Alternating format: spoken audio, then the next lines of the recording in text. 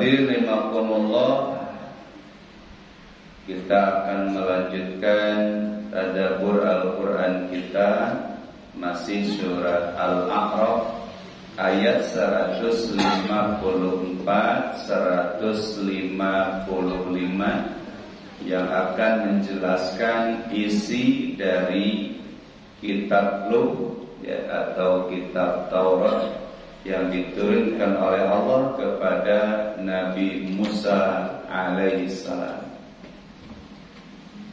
A'udzu billahi minasy syaithanir rajim. Bismillahirrahmanirrahim.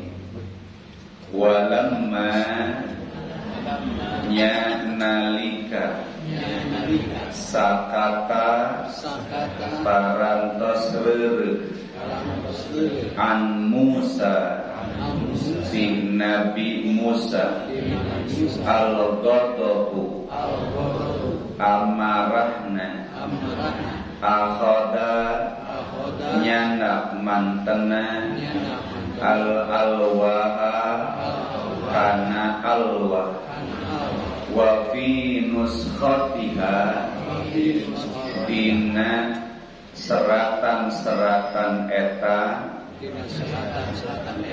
hudan pituduh wa rahmatun sareng rahmat lilladina pikeun anu hum aranjeuna li rabbihim ka pangeran aranjeuna yarhabuna sieun maranehna waktaro jeung milih Musa Nabi Musa qaumahu di kaumna sab'ina 70 rajulan lalaki limiqatina pikeun waktu nutos ditetepkeun ku kami falamma nalika akhadathum geus dibinasakeun maranehna ar-rajfatu ku goncangan qala nyarios Nabi Musa Rabbi nun pangeran abdi lau syita lamun ngeresakeun Gusti akhlak tahu ngabinasakeun Gusti kamaranehna mil qablu disamemehna wa iyaya sareng ka abdi atuhlikuna nah Gusti bade ngabinasakeun abdi sadaya bima ku anu fa'ala geus migawe as-sufaha'u jalma-jalma anu barodo minna bikami in hiya teu aya sanes ari eta teh illa kajaba fitnatuka ujian ti Gusti tudillu bakal nyasarkeun biha ku eta ujian mantasya saha anu Gusti ngeresakeun wa tahdi sareng bakal nuduhkeun mantasya kasaha anu Gusti ngeresakeun anta ari Gusti teh waliyuna pelindung abdi sadaya Fadfir mugi ngahapunten Gusti lana ka abdi sadaya warhamna sareng mugi ngarahmat Gusti ka abdi sadaya wa anta saestuna Gusti khairun anu langkung sae al-ghafirina inu maparin hampura. Mung dua ayat. Hadirin rahimakumullah, dalam kisah sebelumnya bahwa ketika Nabi Musa diperintahkan oleh Allah Subhanahu wa taala untuk pergi ke Bukit Tur Sina untuk mendapatkan perintah Allah, tugas dari Allah, misi dari Allah, yang di dalam sebuah film itu diceritakan tentang 10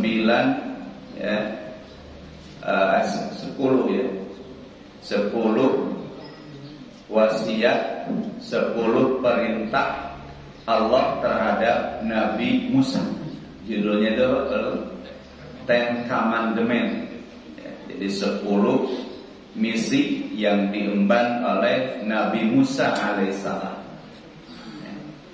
Dan kemudian Nabi Musa mendapatkan berita dari Allah Subhanahu wa taala bahwa kaum yang dia tinggalkan itu sudah disesatkan oleh seorang yang bernama Samiri. Samiri aslinya adalah dari penduduk Kipti, Mesir. Dia sempat menjadi ahli sihir Fir'aun. Kemudian dia mengikuti ajaran Nabi Musa alaihissalam, tapi kemudian dia ingkar lagi, murtad lagi dari ajaran Nabi Musa alaihissalam. Dan kemudian dia membuat makar, membuat upaya untuk menyesatkan kaum Nabi Musa, yaitu Bani Israel, dengan cara dia membuat patung anak sapi dari emas yang dia ambil dari penduduk Mesir. Ya. Maka terjadilah penyimpangan akidah. Yang tadinya sudah mengikuti ajaran Nabi Musa, mentauhidkan Allah, karena ada fitnah yang dimunculkan oleh Samiri itu, maka kemudian Bani Israel menyimpang kembali akidahnya, keimanannya, ketauhidannya. Nah, mendapatkan kabar itu, maka Nabi Musa kemudian segera pula ingin menyelamatkan akidah Bani Israel. Sampai kemudian terjadi kemarin bagaimana marahnya Nabi Musa alaihissalam terhadap saudaranya. Jadi marah terhadap Samiri, kemudian dilampiaskan kepada saudaranya Nabi Harun, sampai jenggotnya didudut gitu. Kemudian kepalanya ditarik oleh Nabi Musa, saking tidak senangnya terjadi penyimpangan dari yang dilakukan oleh Bani Israel. Sudah lama dibina oleh Nabi Musa, sudah lama diarahkan, dibimbing oleh Nabi Musa alaihissalam supaya mentauhidkan Allah. Baru saja ditinggal beberapa hari, kurang lebih 30 hari 40 hari, ternyata terjadi fitnah yang begitu besar. Maka kemudian Nabi Musa segera kembali.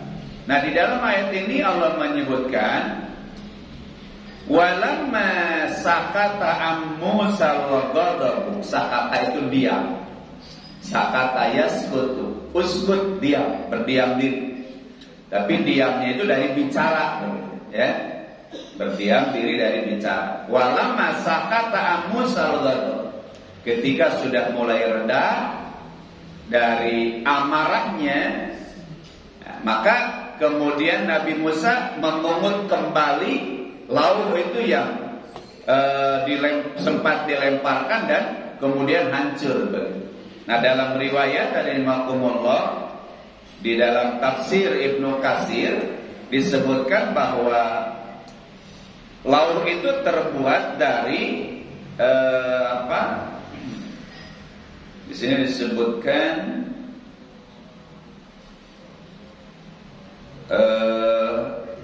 dari batu-batu yang didatangkan dari surga begitu ya, lauh itu.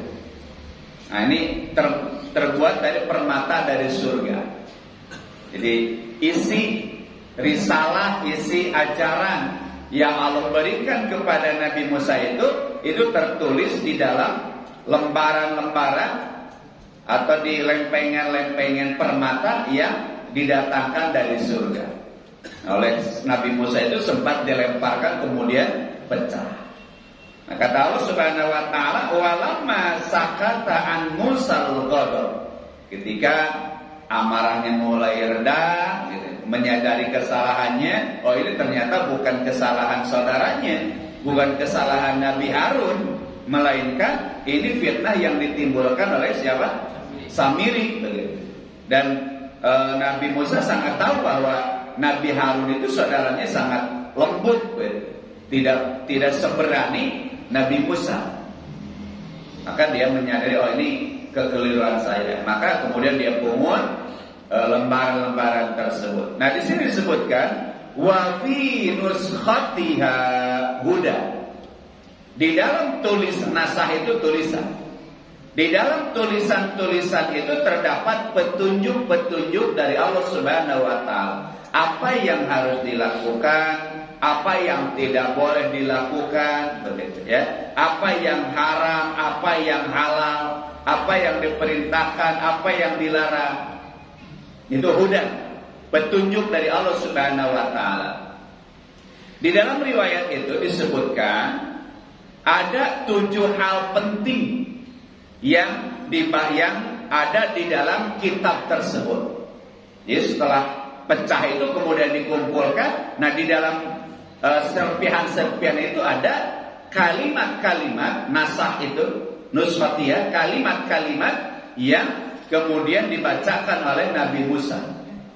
Yang pertama kata Nabi Musa, saya mendapatkan keterangan bahwa ada umat yang terbaik yang Allah perintahkan kepada mereka untuk berdakwah, menyampaikan amar ma'ruf dan nahi munkar.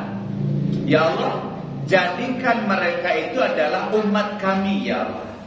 Maka apa jawaban Allah? Itu adalah umat Ahmad. Yang dimaksud dengan Ahmad di sini adalah Nabi Muhammad.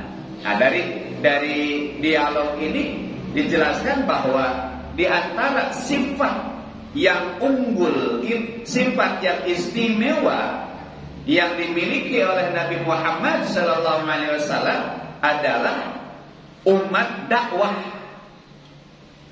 Bahwa umat Nabi Muhammad itu, kita ini adalah umat yang teristimewa, umat yang terbaik. Keistimewaan umat Nabi Muhammad itu ada dalam misi dakwahnya.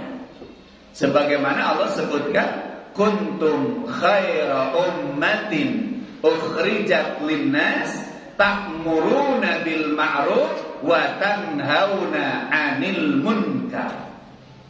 Nah, kalimat ini ada di dalam serpihan lauh itu, hadirin.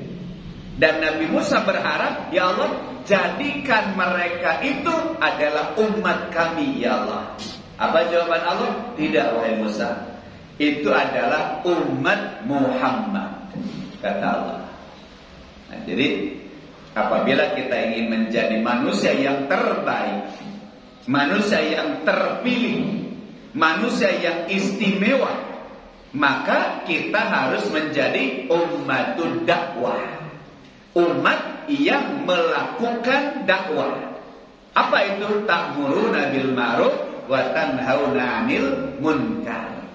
Ya, ukhrijat linnas ta'muruna bil ma'ruf wa tanhauna 'anil munkar. Nah, ternyata ini yang menjadikan Nabi Musa cemburu. Ya Allah, jadikan mereka itu umat saya. Ini umat yang terbaik, kata Nabi Musa. Oh enggak, itu adalah umat Muhammad, kata Allah Subhanahu wa ta'ala. Itu yang pertama. Kemudian yang kedua, Nabi Musa mendapati di dalam laut itu, ya Allah, ini ada umat yang diciptakan terakhir, yang datang sebagai umat terakhir, ya. Tapi nanti di akhirat mereka termasuk umat yang paling depan, umat yang paling dulu masuk ke dalam surga. Maka kemudian kata Nabi Musa, ya Allah, jadikan mereka itu adalah umatku, ya Allah. Dijawab lagi oleh Allah, tidak wahai Musa, itu adalah umat Ahmad, umat Nabi Muhammad. Karena Nabi Muhammad itu namanya adalah Ahmad. Di dalam kitab Taurat, di dalam kitab Injil, itu namanya adalah Ahmad. Ya, Ahmad. Sebagaimana di dalam surah As-Saff kan ya, ya'ti min ba'dismuhu Ahmad. Yang kemudian ayat ini diklaim oleh golongan Ahmadiyah. Gitu. Nah, orang-orang Ahmadiyah itu dalilnya ini. Tuh dalam Quran juga namanya Ahmad, bukan Muhammad. Maka Nabi terakhir itu namanya adalah Ahmad. Maka kemudian mereka menamakan golongan Ahmadiyah, tidak Muhammadiyah. Tapi Ahmadiyah. Kalau Muhammadiyah ormas.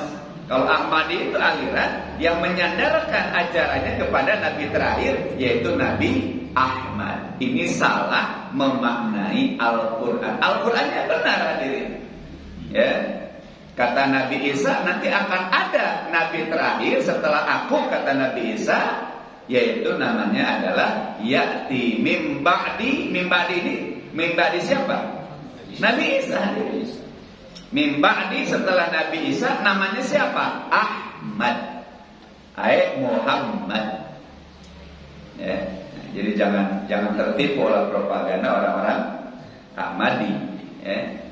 Jadi kalau tidak dibaca ayat sebelumnya, kita oh iya ternyata namanya Ahmad, betul begitu. Jadi kita tertipu. Nah, jadi nomor dua ini, bahwa keutamaan umat Nabi Muhammad itu adalah nanti di akhirat yang akan pertama kali dipersilahkan oleh Allah masuk ke dalam surga adalah umat Nabi Muhammad. Kita ada, bukan umat Nabi Ibrahim, bukan umat Nabi Musa, bukan umat Nabi Isa, tapi umat Nabi Muhammad SAW. Nah ini luar biasa istimewanya umat Nabi Muhammad itu. Dan dalam riwayat ini disebutkan nanti yang pertama kali mengetuk pintu surga itu adalah Nabi Muhammad SAW. Padahal kan sebelumnya banyak Nabi itu. Ya, Nabi Adam, Nabi Nuh, Nabi Idris, Nabi Ibrahim, Nabi Musa, Nabi Isa. Tapi yang Allah persilahkan untuk mengetuk pintu surga pertama kali adalah Nabi Muhammad. Lalu diikuti oleh umat Nabi Muhammad Sallallahu Alaihi Wasallam. Bagaimana kita tidak bangga menjadi umat Nabi Muhammad tadi? Ya, nah inilah keagungan, keistimewaan umat Nabi Muhammad Sallallahu Alaihi Wasallam. Kemudian yang ketiga, kata Nabi Musa, dalam laut itu ditemukan, ya Allah, ada suatu umat yang mereka itu menghafal ayat-ayatnya, lembaran-lembaran kitabnya itu dengan dada-dada mereka, ya Allah. Sementara umat-umat kami itu mereka menghafal dari bacaan-bacaan mereka. Nah, ini kan kita saksikan sekarang. Mungkin jutaan, ya, atau mungkin ratusan juta begitu umat Islam, umat Nabi Muhammad yang menghafal kitab Al-Quran itu di dalam dada-dada mereka.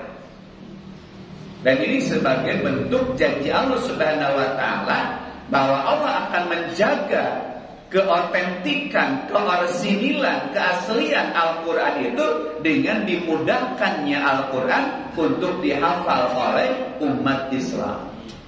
Walaqad yassarnal Qur'ana lidzikri, kata Allah. Aku telah mudahkan Al-Quran untuk diingat. untuk dihafal. Dan ini juga sebagai upaya Allah menjaga keorsinilan Al-Quran. Inna nahnu nazzalna dzikra wa inna lahu lahafidhun. Kami yang telah menurunkan Al-Quran dan kami yang akan menjaga Al-Quran. Bagaimana penjagaan Allah terhadap Al-Quran? Dipermudah Al-Quran untuk dihafal oleh umat Islam. Jangankan satu ayat hadirin, ya, jangankan satu kalimat, satu titik keliru itu akan ketahuan. Satu titik, satu harokat itu keliru itu akan ketahuan. Inilah bentuk janji dari Allah Subhanahu wa taala, wa inna lahu lahafidun. Kami yang akan menjaganya. Jadi kalau ada orang yang membaca Quran salah hadirin, ya, salah harokatnya, itu akan ketahuan.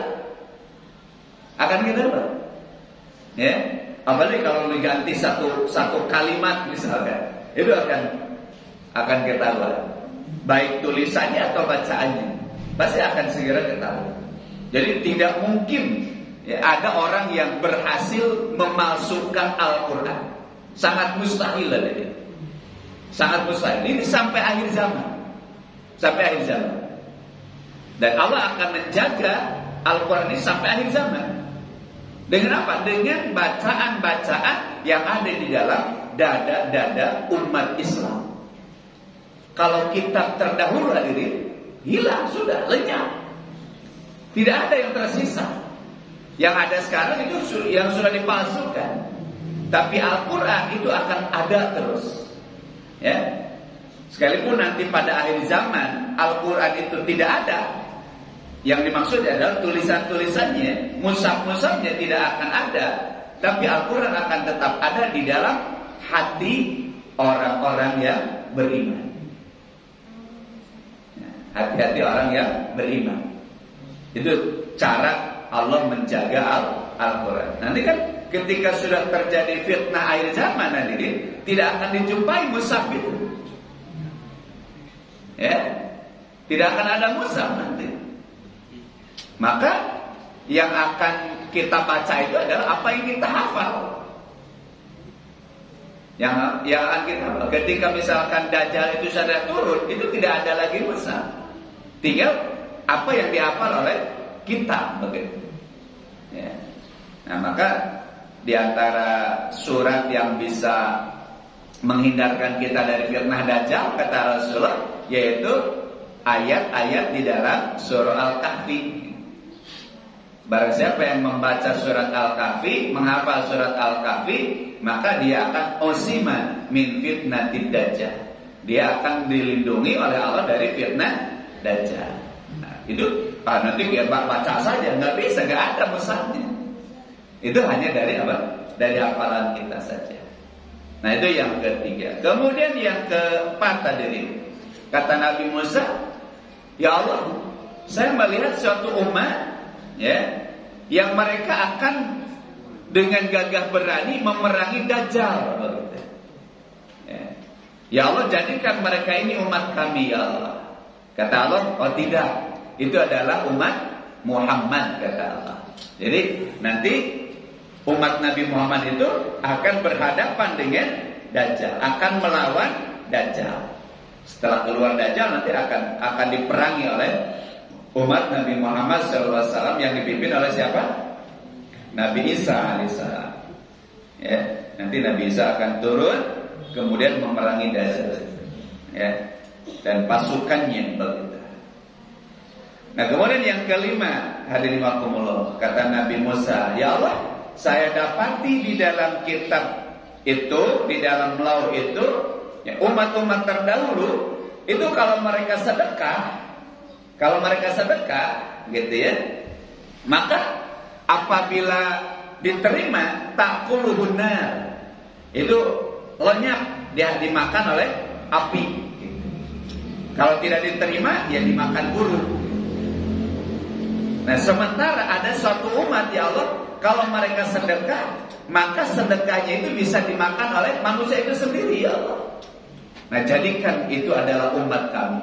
Nah, kalau zaman kita kan sedekah itu diberikan kepada siapa? Kan kepada manusia lagi. Innamas shadaqatu lil fuqara'i wal masakini dan seterusnya. Ya, yang 8 asnaf itu. Mereka siapa? Manusia. Sementara di zaman dulu itu orang-orang terdahulu ketika mereka sedekah, bukti sedekahnya itu diterima oleh Allah Subhanahu wa taala, maka sedekahnya itu dalam surat yang lain nanti disebutkan takuluhunna. Itu akan disambar dengan api. Oh, ini berarti sedekah kita diterima. Ya. Nah, kalau umat Nabi Muhammad, maka sedekahnya itu dibagikan kepada manusia lagi, bisa dimanfaatkan oleh manusia. Kalau dulu tidak. Ya, ini keagungan umat Nabi Muhammad, keistimewaan umat Nabi Muhammad sallallahu alaihi wasallam. Ya. Lalu kata Nabi Musa, "Ya Allah, ya, kami melihat ada suatu kaum, ada suatu umat yang kalau mereka itu berniat, maka mereka akan mendapatkan satu kebaikan, ya Allah. Dan kalau mereka itu menunaikan niatnya, melaksanakan niatnya, maka mereka akan dibalas 10 kali lipat, 700 kali lipat, bahkan lebih banyak dari itu. Ya Allah, jadikan mereka adalah umatku, ya Allah." Kata Allah lagi disebutkan itu adalah umat Ahmad, umat Nabi Muhammad. Dalam riwayat kan begini, dalam Al-Quran juga seperti itu disebutkan. Orang yang mengerjakan kebaikan dari umat Nabi Muhammad, dari orang-orang yang beriman, itu Allah lipat gandakan 10 kali lipat. Al-hasanatu bi asyri amsalihah. Satu kebaikan akan Allah bayar, akan Allah balas dengan 10 kebaikan. Bahkan di dalam surah Al-Baqarah Allah menyebutkan masalul ladzina yunfiquna amwalahum fi sabilillah kamatsali habbah ambatat sab'a sanabil fi kulli sumbulatin mi'atu habbah. Bagaikan kita menanam satu bulir, kemudian menumbuhkan 7 cabang, setiap cabang menumbuhkan 100 bulir. Dari 1 menjadi 700 saja. Coba ini, ya. Ini rumus akal begitu ya. Tidak ada orang yang bisa memberikan jaminan kelebihan seperti itu. Ya. Kalau kita misalkan menyimpan di bank deposito, nggak ada bisa memberikan dividen misalkan sampai 700 kali lipat. 700%, gak bakal ada. Paling berapa? Mungkin 3% ya, paling besar. Ini 700% aja. Ya, jadi kalau kita nabung misalkan 10 juta, jadi berapa?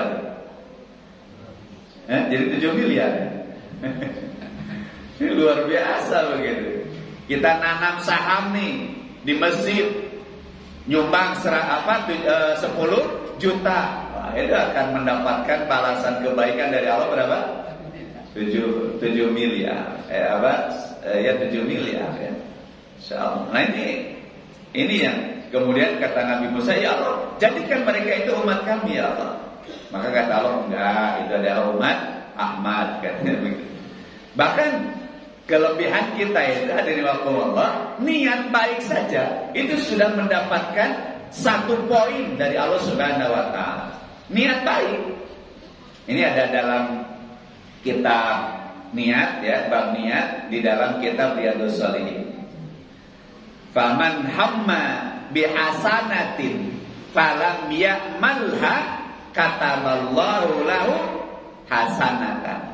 Kata Rasulullah, kama qala Nabi. Hamba itu sudah merencanakan kebaikan, baru niat melakukan kebaikan. Ya.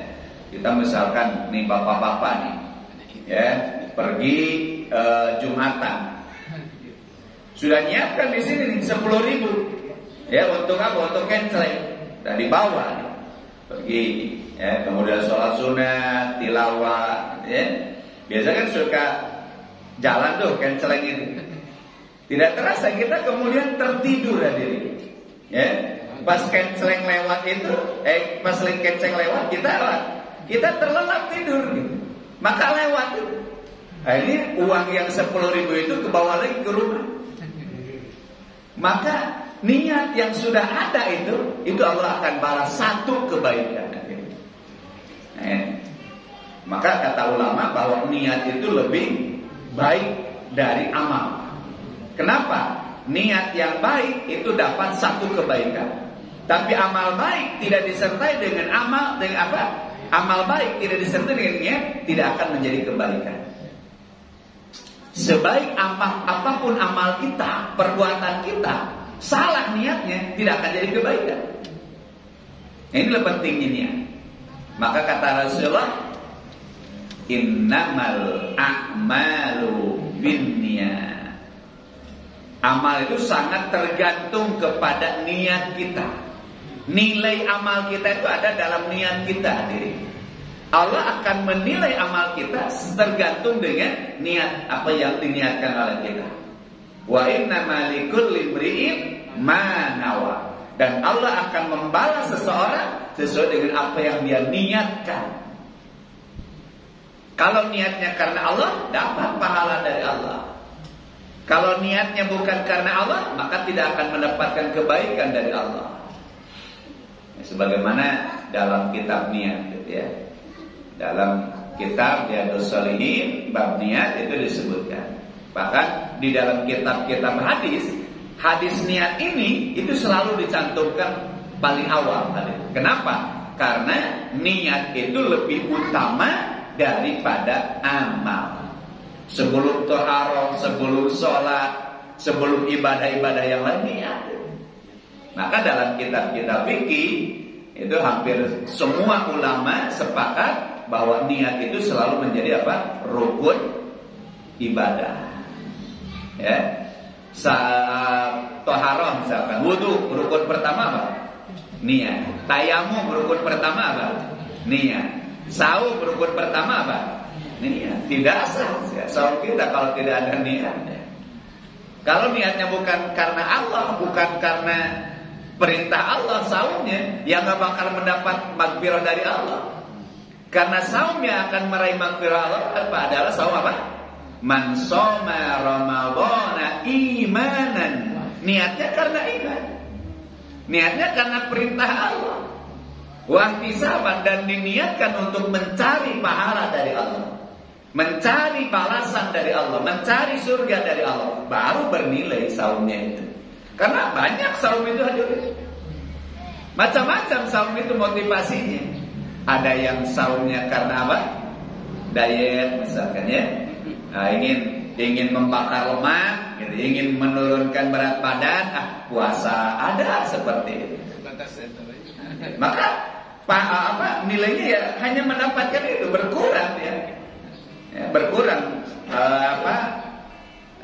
kiloannya gitu ya, berat badan, bobot badannya akan berkurang. Ada juga puasa karena apa? Karena ingin ngirit misalkan ya, karena ingin kebeli tanah misalkan. Yang nambah sergene puasa, ya kebeli tanah, tapi pahala dari Allah tidak akan ada. Karena niatnya juga untuk apa? Bisa kebeli tanah begitu. Ya. Ada juga yang niatnya ini ingin meningkatkan apa? Ilmunya, bisa puasa 7 hari 7 malam. Apakah itu dapat pahala dari Allah? Ya tidak. Ini pentingnya niat. Ya. Nah, kata Nabi Musa itu ada suatu kaum yang apabila dia berniat, maka niatnya sudah mendapatkan satu kebaikan dari Allah Subhanahu wa taala. Nah, ini keutamaannya tadi.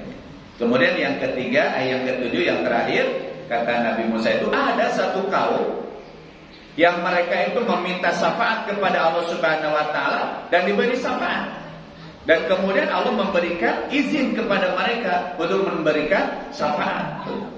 Nah, ini umat Nabi Muhammad SAW. Maka dalam riwayat itu disebutkan nanti di akhir zaman itu hadirin, manusia itu berbondong-bondong meminta syafaat. Datang kepada Nabi Ibrahim, ya, kata Nabi Ibrahim, saya nggak punya. Datang kepada Nabi Musa, saya nggak punya. Datang kepada Nabi Isa, saya tidak punya. Maka kemudian manusia datang kepada Rasulullah SAW. Mereka meminta syafaat kepada Rasulullah SAW. Maka Rasul menghadap kepada Allah Subhanahu Wa Taala sambil bersujud, beliau memohon kepada Allah Subhanahu Wa Taala. Maka dalam riwayat ini disebutkan, ya Muhammad, irfa ra'sa. Udah sekarang angkat kepala kamu. Ya, is'al tu'ta. Minta apa kamu? Akan kami penuhi permintaan kamu. Ya. Wasfi tu syafaat. Kalau kamu minta syafaat, maka akan saya berikan syafaat itu kepada. Maka Rasul meminta supaya Rasul diberikan izin untuk memberi syafaat untuk umatnya. Maka Rasul memberikan syafaat. Syafaat itu kan ada syaratnya.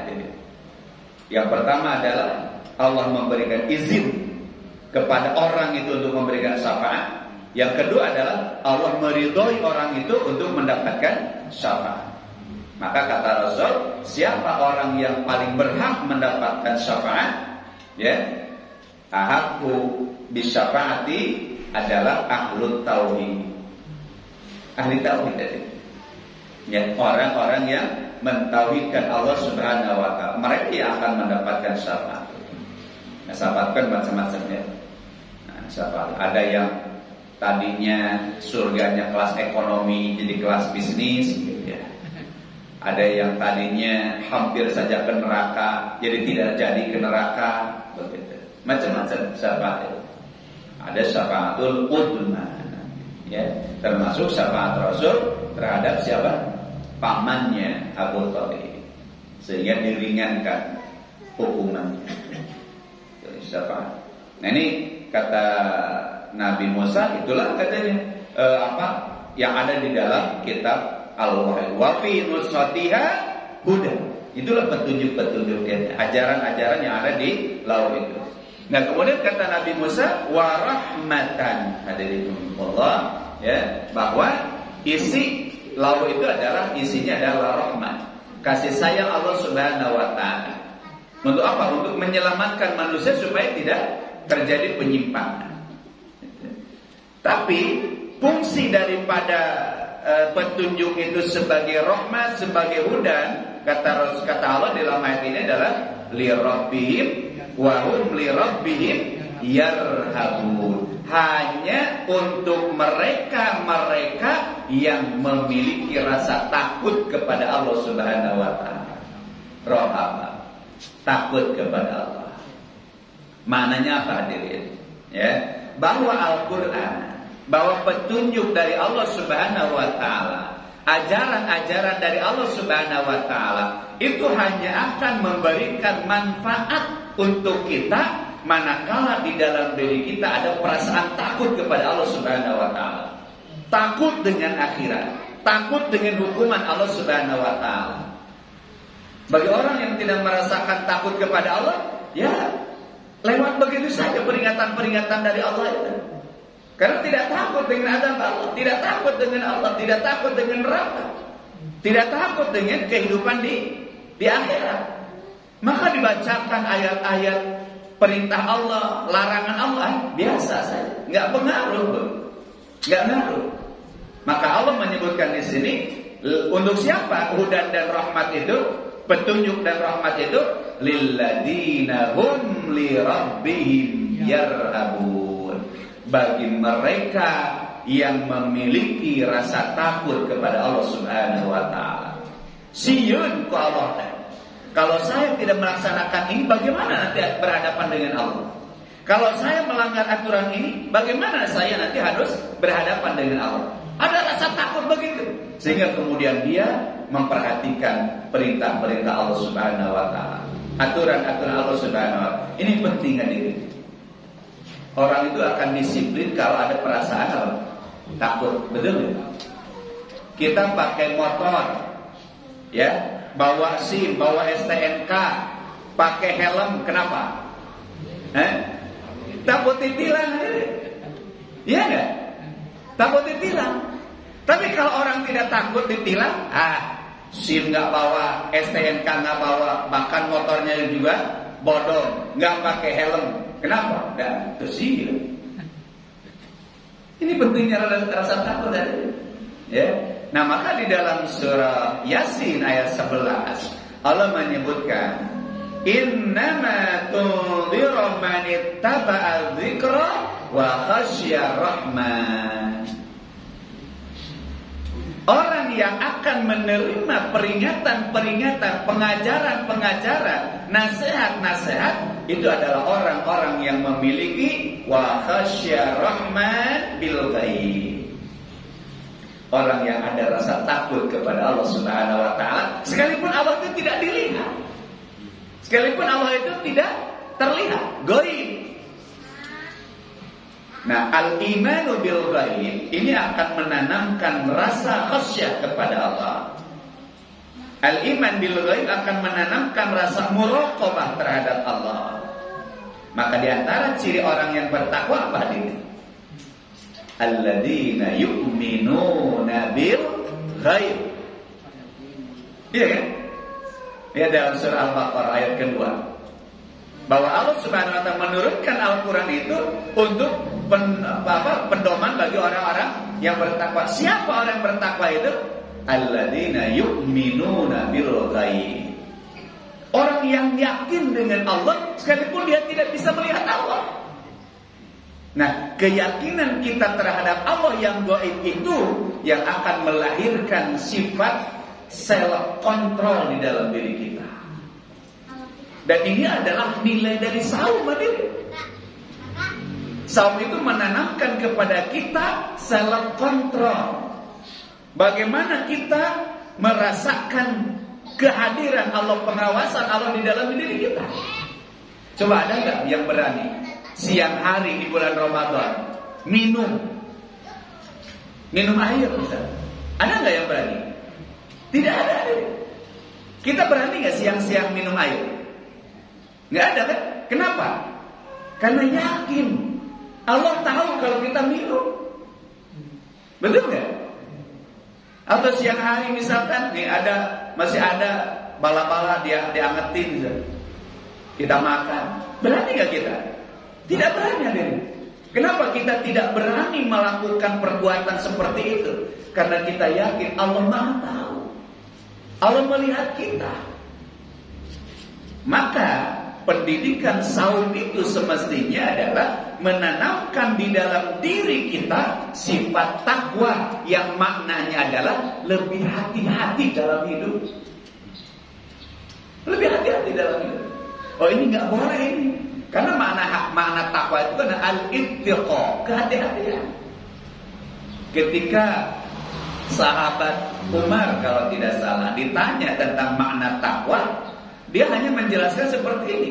Bagaimana kalau kamu berjalan di atas jalan yang licin? Coba mau lari atau keketayapan?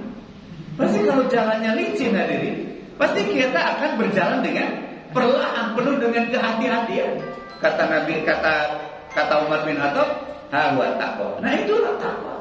Hati-hati melangkah begitu. Oh, ini larangan Allah nih, berhenti. Oh, ini subhat nih. Ya, lampu kuning, hati-hati begitu. Itulah pribadi takwa dia. Dan ini adalah tujuan dari saum itu. Apa saum tujuannya? La'allakum tattaqun. Supaya kita takwa. Supaya kita ini mawas diri hadirin. Ya, mawas diri. Ya. Nah, kemudian di dalam surah Thaha hadirin, ya, ayat ketiga surah Thaha, surat 20 kata Allah, "Ma anzalna 'alaikal Qur'ana litashqa."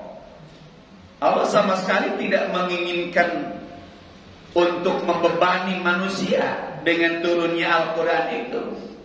Ya, litashqa untuk membahayakan manusia, untuk membebani manusia, menyulitkan manusia. Illa tadhkiratan liman yakhsha. Lagi-lagi ini Allah menyebutkan yakhsha. Illa tadhkiratan liman yakhsha. Quran diturunkan oleh Allah untuk menjadi pelajaran bagi orang-orang yang memiliki khasyah. Maka ilmu itu, tujuan ilmu, ya, buah dari ilmu apa? Menanamkan rasa khasyah kita kepada Allah Subhanahu wa taala. Orang semakin berilmu itu akan semakin khasyah kepada Allah Subhanahu wa taala. Innama yakhsyallaha min ibadihil ulama. Begitu ya? Hanya orang-orang yang berilmu, kata Allah, yang akan memiliki rasa khasyah kepada Allah Subhanahu wa taala. Innama yakhsyallah, hanya saja orang-orang yang takut kepada Allah itu adalah mereka yang punya ilmu. Jadi sejatinya ilmu itu menanamkan rasa takut kita kepada Allah Subhanahu wa taala. Karena Allah itu keras siksanya, karena Allah itu Maha tahu apa yang kita lakukan. Sejatinya begitu adik. Tapi kalau ilmu kita semakin banyak tapi tidak semakin menanamkan rasa takut kita kepada Allah Subhanahu wa taala, nah itulah cirinya ilmu tidak bermanfaat adik. Semakin tahu itu justru semakin berdegong gitu. Naudzubillah min dzalik gitu. Ya. Karena tahu ilmunya maka semakin pintar gitu mensiasati syariat. Naudzubillah min dzalik. Seyogyanya orang yang semakin bertambah ilmu itu semakin takut kepada Allah. Nah inilah filosofi Fadi gitu ya. Filosofi Fadi kan begitu. Semakin berisi semakin merunduk. Semakin merunduk. Sampai-sampai sahabat itu rahimahumullah, saking luasnya ilmu mereka, ketika makan saja nangis. Disuguhi makan itu nangis saja. Saking luasnya ilmu. Jadi ada sahabat yang sedang makan-makan, ada jamuan begitu. Kemudian disuguhi makanan. Sebelum makan itu dia malah nangis, sedih. Ditanya, ini kenapa malah menangis? Dia teringat dengan salah satu ayat di dalam Al-Quran. Apa? Summa latus'alunna yawma idin aninna. Dengan satu ayat itu saja hadir, itu menanamkan rasa takut kepada Allah sangat luar biasa. Bagaimana katanya nanti kalau apa yang saya makan ini nanti ditanya oleh Allah, dari mana makanan ini? Coba bayangkan ini. Pernahkah kita merasakan seperti itu? Ini uang yang masuk ke saku saya ini dari mana? Pernahkah kita berpikir seperti itu? Ini kan padahal kita tahu bahwa Allah itu nanti akan bertanya kepada kita. Summa latus'alunna yauma idzin anin naim. Dengan ayat itu saja ketika melihat hidangan hari termenung dia. Termenung. Membayangkan nanti ini makanannya akan ditanya oleh setiap suapan makanan yang dia santap itu nanti akan ditanya oleh Allah. Kan begitu kata Rasul. La tazalu qadamu 'abdin hatta yus'al an arba'in. Kita tidak bisa melangkah kaki kita mendapatkan surga kecuali mempertanggungjawabkan 4 hal itu. Ya, tentang umur kita, tentang badan kita, gitu ya, tentang ilmu kita, tentang rezeki yang Allah titipkan kepada kita. Kan begitu ya. Summa latus'aluna yawma idzin anin naim. Nah, kemudian ayat 155-nya ini kisah bahwa setelah Nabi Musa mengetahui pelanggaran yang dilakukan oleh Bani Israel, maka Allah memerintahkan, hai Musa, pilih oleh kalian 70 orang untuk mewakili Bani Israel meminta ampunan kepada Allah Subhanahu wa taala. Wa tara Musa qaumahu 70 rajulan limiqatina.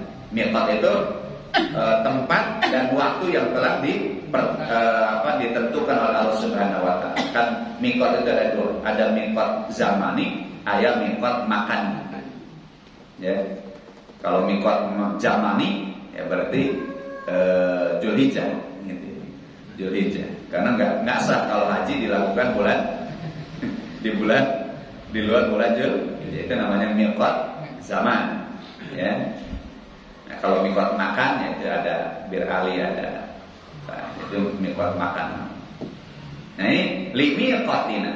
tempat dan waktu yang telah ditetapkan oleh Allah Subhanahu wa taala, ya. Nah, setelah sampai di situ ternyata Allah Subhanahu wa taala membinasakan mereka dengan gempa. Kenapa? Karena ketika mereka sampai di tempat yang ditentukan, Bukit Tursina, kemudian mereka mendengar Allah berbicara kepada Nabi Musa. Kata mereka, Musa, tolong dong, kami ini ingin melihat Allah gitu. La nu'mina laka hatta narallaha jahratan. Enggak, saya enggak akan percaya sebelum kamu meminta Tuhan kamu, ya, untuk memperlihatkan dirinya, menampakkan dirinya di hadapan kita. Ini kelancangan Bani Israel. Maka kemudian Nabi Musa meminta kepada Allah, ya Allah, perlihatkan kekuasaan kamu. Maka inilah yang digambarkan itu, ya. Kemudian mereka dibinasakan Allah dengan rajfah. Terjadi guncangan yang dahsyat, maka kemudian mereka semua mati, ya. Maka kata Nabi Musa, qala rabbi law syi'ta ahlaktahu min qablu wa iyya. Ya Allah, Engkau berkehendak, ya, Engkau kuasa untuk menghancurkan kami sebelum terjadi ini. Tapi ya Allah, jangan binasakan kami dengan kebodohan mereka.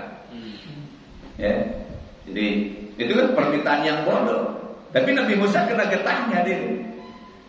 Akibat permintaan bodoh itu Nabi Musa juga kena hukumannya. Nabi Musa juga sama, Nabi Musa juga sama, meninggal ini. Kemudian dibangkitkan lagi oleh Allah Subhanahu wa taala. Kata Allah Subhanahu, kata Nabi Musa, ya Allah, ya, jangan Engkau binasakan atuhlikuna bima fa'ala sufaha'u minna, ya Allah. Kenapa Engkau membinasakan kami karena perbuatan orang-orang yang bodoh ini, ya Allah. Ulah bisa kompet tahun lah gitu bahasa sebenarnya, ya. In hiya illa fitnatuka. Ini adalah ujian darimu, tudilu biha man tasya wa tahdi man tasya. Anta waliyuna, ya Allah, Engkau adalah satu-satunya pelindung bagi kami. Faghfir lana warhamna, ya Allah, ampuni kesalahan kami dan kasihi kami. Wa anta khairul ghafirin. Sungguh Engkau adalah sebaik-baik yang memberikan maaf. Nah, ini dari ayat ini rahimakumullah, ya, kita bisa memetik pelajaran bahwa Al-Quran itu sama halnya dengan kitab Taurat yang diturunkan oleh Allah kepada Nabi Musa. Isinya adalah tentang apa? Petunjuk dan rahmat. Hudan wa nunazzilu minal Qur'ani ma huwa syifaa'u wa rahmah. Ya, rahmat. Atau dalikal kitab la raiba fi hudan lil muttaqin. Jadi Al-Quran diturunkan oleh Allah Subhanahu wa taala itu sebagai petunjuk supaya kita tidak tersalah, ya, tidak menyimpang gitu tujuan hidup kita, dan juga kita mendapatkan rahmat Allah Subhanahu wa taala. Hadirin rahimakumullah, tidak terasa lebaran sebentar lagi, ya. Maka kata pantun, makam Bung Karno di kota Blitar, di Gresik ada makam wali. Hari lebaran tinggal sebentar, bahagiakanlah sanak famili.